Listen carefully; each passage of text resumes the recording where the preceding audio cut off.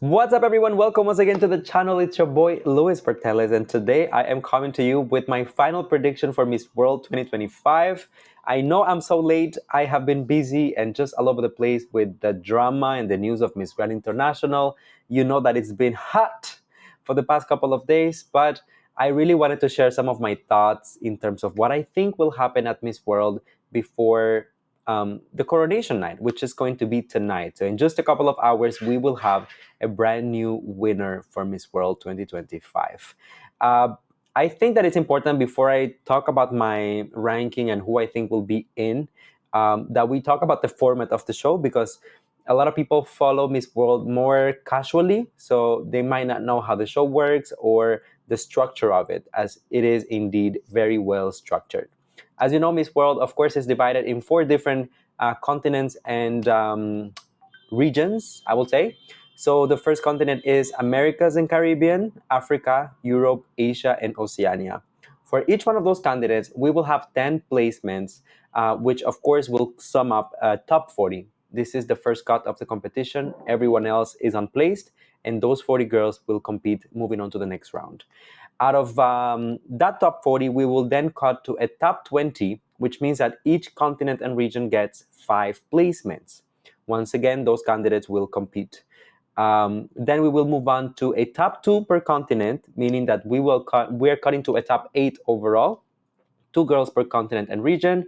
Out of those 8 girls, 4 of them will become the continental winners, and the 4 remaining queens will be the third runner-up, second runner-up, first runner-up, and of course the Miss World 2025 winner. All right, are we clear on that? So in that case, let me unveil my top 40. Ta-da! Okay. All right, so this is a little bit tricky, honestly, because I was looking through, the girls who were performing and the girls who were doing well in some of the challenges. Some of the girls that you will see on this list actually made it because of the fast tracks, meaning that they won certain challenges, which automatically gave them a placement.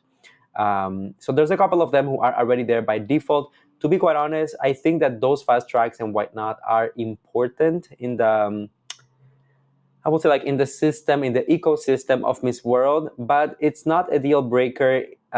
If you don't win any of those fast tracks, you still have a chance to become the next Miss World. In a way, these are kind of extras or like just like special awards, but it doesn't necessarily imply that you are going to be the winner. For example, I think that a couple of years ago, the winner from Poland, she only had like a placement in one of the challenges. She didn't even win it. She was just placed in one of the challenges. So um, the order is not so imperative. So I mean, I'll just go briefly through them because we've talked about these girls extensively. You guys know them already. So I think that it's not necessary for me to start explaining once again for every single one of them. But when it comes to the Americas and the Caribbean, of course, we have Miss Martinique, who did really well in the Top Model Challenge. We have Miss Puerto Rico, who has been one of the revelations for me. I mentioned before that, in the very beginning, I was like still keeping an eye on her, but up until now, very strong. Trinidad and Tobago also did very well in the head-to-head challenge. Miss Canada, I love her whole story, her branding, everything. United States, super, super consistent since beginning to end. Mexico, Venezuela, I mean, great communication skills. Dominican Republic, Colombia, and Brazil. I also mentioned before that Brazil was one of my favorites in this entire thing. So let's talk about Africa. And honestly, this is the continent that I probably had the hardest time making a cut to a top 10 because a lot of the girls, if not most of the girls, are really prepared for this competition. So it was a little bit rough, but here we are. So for the African continent, I have Miss Namibia, Miss Zambia, who did incredibly well in the head-to-head challenge, Uganda, Zimbabwe, Nigeria, such a strong speaker, Somalia, who made us all cry during the head-to-head challenge, Sierra Leone, a very confident speaker, Miss South Africa, since the very beginning, one of the projected fan favorites and potential winners of the competition. Miss Botswana has been a revelation, such a breath of fresh air, and ultimately Miss Cameroon as well, who was already one of the front runners in my opinion since the beginning. So this is no surprise to see her here. Now, going to Europe, there's a lot of the girls in Europe that actually managed to stand out, and especially who managed to make the cut, in my opinion, because of the fast tracks as well. Of course, we're talking about Miss Estonia, for example. I think that she won the sports challenge. Miss Ireland, strong speaker, beautiful, everything. Miss Turkey, one of the winners of the head to head challenge. Miss Wales, just overall full package. This girl, Miss France, another one of the girls who made us cry during the head-to-head challenge. Spain, so much beauty, so much confidence, just a full package. Czech Republic, I also think that she embodies kind of like the essence of Miss World. Miss Netherlands, Montenegro, and Belgium. So I think that these are the girls who managed to stand out in the European region, in my opinion. Okay, so last but definitely not least, let's talk about the continent for Asia and Oceania. So of course we have India. India needs to be there. She's been so consistent. She put so much work and effort into her preparation, and she delivered an incredible performance all throughout. I think she made her country proud. Indonesia, actually, Indonesia might be one of the dark horses of the competition because not as many people talk about her. But in fairness, she has won or placed in a lot of different fast tracks. But again, I don't think that a fast track will necessarily determine whether or not you win Miss World.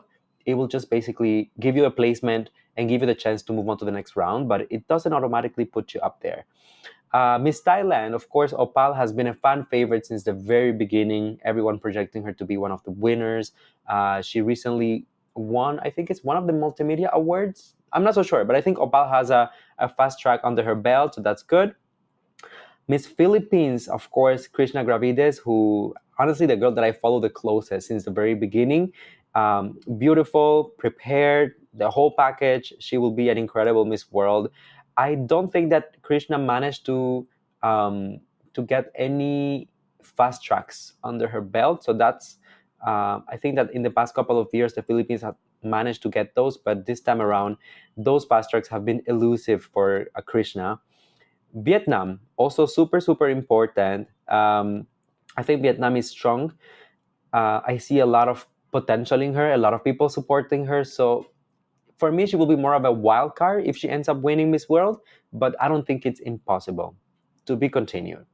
Malaysia, very consistent, very good since the very beginning.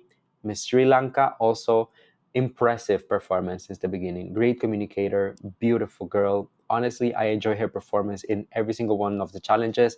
Even though sometimes she didn't get the position or the ranking or the recognition that she might have deserved, I think that she delivered her best. Same goes for Miss Lebanon. Very proud of her. I think that she showed some growth, especially after her experience at Miss Universe. I think that she's a strong delegate as well. I wouldn't be surprised to see her go further. Miss Australia, I don't even have to explain why she's here. Strong, fan favorite, great communicator, beautiful, all of those things. And just to keep it short and summarize it, same thing applies to Miss New Zealand. Okay, all of these girls in my top 40. If you're here, it means that I see the potential in you. Okay, so now let's move on to the next slide where I will reveal my top 20. So we're going from 40 to 20. I'm chopping half of and that. Here we go. So when it comes to the Americas and Caribbean regions, I decided to keep Miss Martinique. I decided to keep Miss Puerto Rico, United States, Venezuela, and Brazil. I think, for example, girls such as Martinique have such a beauty, such grace, such elegance that goes very, very well with the brand of Miss World. And I think that she will be a good fit if they were going that route. Miss Puerto Rico, honestly, as I said, such a refreshing candidate to discover all throughout the competition. Someone that I started getting to know when the competition already started. And then by the end of it, she has completely charmed me. United States, I said it earlier, full package. Venezuela, I'm so happy that she was able to prove everyone wrong and show her true potential, her charisma, her beauty, her eloquence, just everything. She hit every single spot. Same goes for Miss Brazil. I think that it's been impressive. And as someone who kind of followed her when she was competing at Miss Earth, I can see exponential growth as well. All right. Now for Africa, to be honest, I really had to compromise here. And ultimately, it all boiled down to the girls that I see not only as great speakers and eloquent and this and that and the looks, but also someone who will fit the part for Miss World. So I really went with Miss Namibia. I think that she has that very regal, very royal, very elegant prototype. Same goes with Zambia. Lots of conviction, communication skills, just strength and presence. Somalia, I feel like I don't have to explain it anymore. Miss South Africa, it's quite literally the Miss World prototype. Same goes for Miss Cameroon. Okay, so these are my compromises here for Africa. Let me know if you guys agree in the comment section down below. If I could have it my way, there are other girls that I really would like to kind of highlight. For example, Miss Nigeria. But yes, I only have 5 spots, so I have to compromise. All right, let's move on now to Europe, the European continent, with Ireland, France, Spain, Czech Republic, and Belgium. To be honest, I feel like all of these delegates um, are kind of like in the same category, as in like very strong, very consistent, very beautiful. They all bring something unique to the table. They all have done well in the competition. So this is why they're here. I don't know how to elaborate more than that. All right, moving on to Asia and Oceania, we have India, Thailand, Philippines, Sri Lanka, and Australia.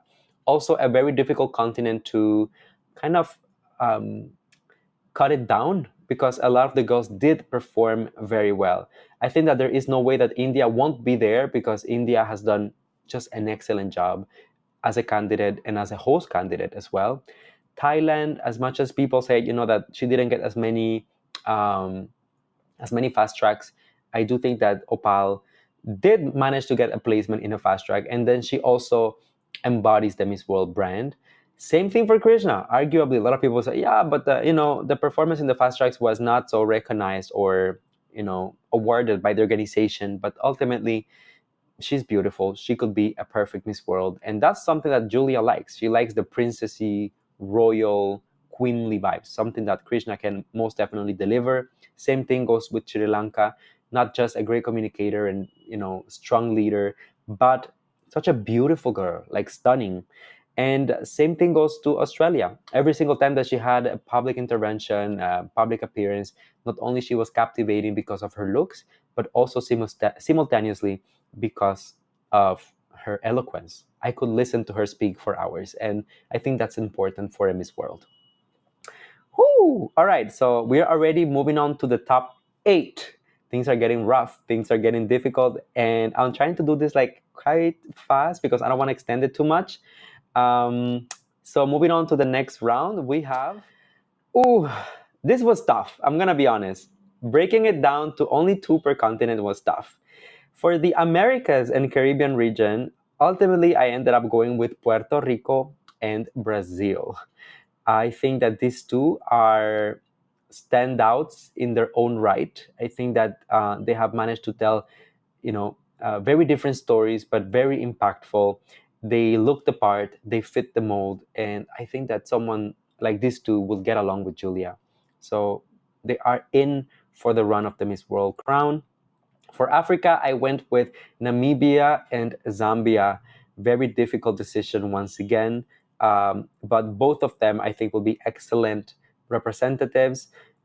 I will tell you a little bit more about them later on when you discover who is my continental queen and who is my final ranking for the crown.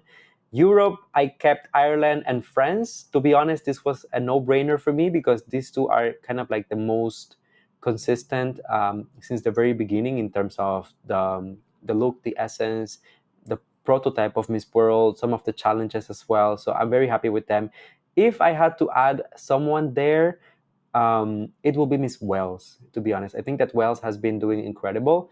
But yeah, I think that these two managed to overshadow a little bit more what was being done before with Miss Wells. And just a little reminder, guys, this is Miss World, so technically it's unpredictable. What I'm giving you here is purely my opinion, my observations of the competition, the challenges, and all of that. But the winner of all of this thing might be someone who is not even at all on my top 40. It really depends of how Julia wakes up today and what she feels like and who she feels like crowning. It's as simple as that, okay? Last but not least, going to the Asia and Oceania continent, we have India and Thailand. Two powerhouses going head to head, no pun intended. And I think that India, rightfully so, first and foremost, because in all of my videos, I've been saying that India is the host candidate. And a lot of people take it as an insult. It is not an insult. She is the host candidate. That is a fact. You cannot change it. But in fairness, as a host candidate, she has done an excellent job. She has performed super well. She has been consistent. She's prepared a game every single time. So I think that India has earned her spot, not because of politics, but because she has earned it. Same thing with Thailand. I feel like Thailand is incredibly strong, fits the mold. The prototype has the story, has the heart, has an impactful message, which aligns very well with the Miss World advocacy. As I was telling you, the breast cancer awareness. Opal is just Miss World coded. Okay, so for me, it's between the two of them.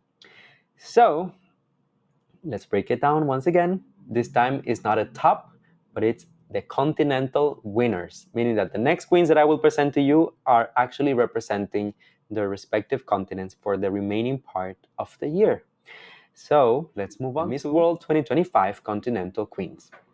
For the Americas and Caribbean, my continental winner is Brazil.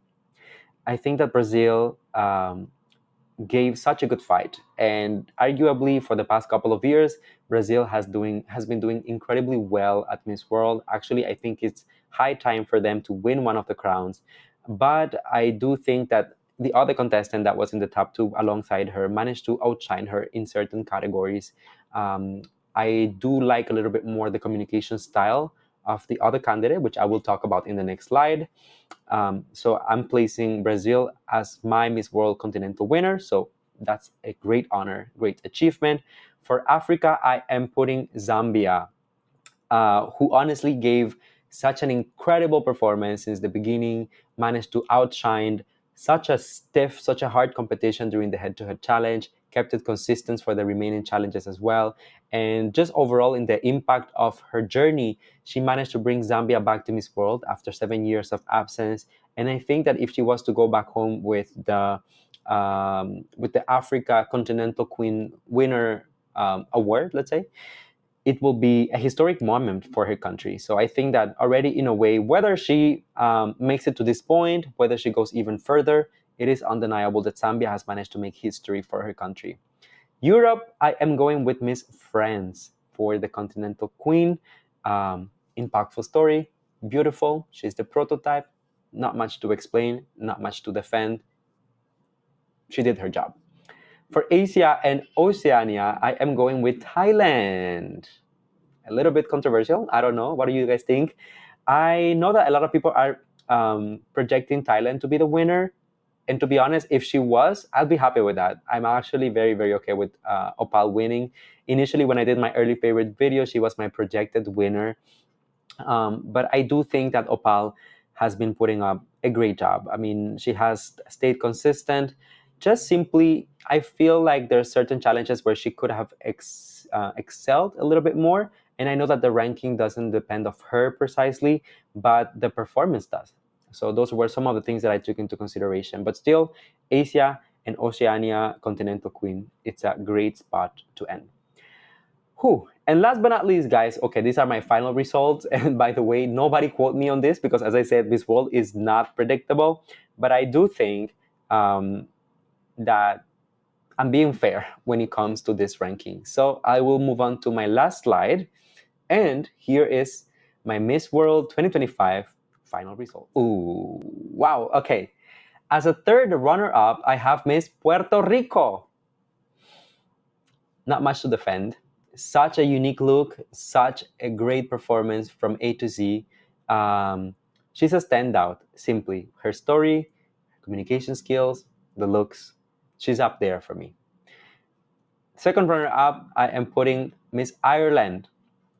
I really like the fact that not only she is kind of the prototype, embodies the look and the essence of Miss World, but I also like the way that she has this very calm, humble, approachable aura about her that I really like. So I think that she has, through her performance, through her advocacy, and through her personality, just her charm, she has managed to be there. As a first runner up, and I'm gonna be very honest with you guys. I'm gonna be honest. I actually had projected India to be the winner of this. So I guess that in a way you can switch it back and forth. It doesn't really matter.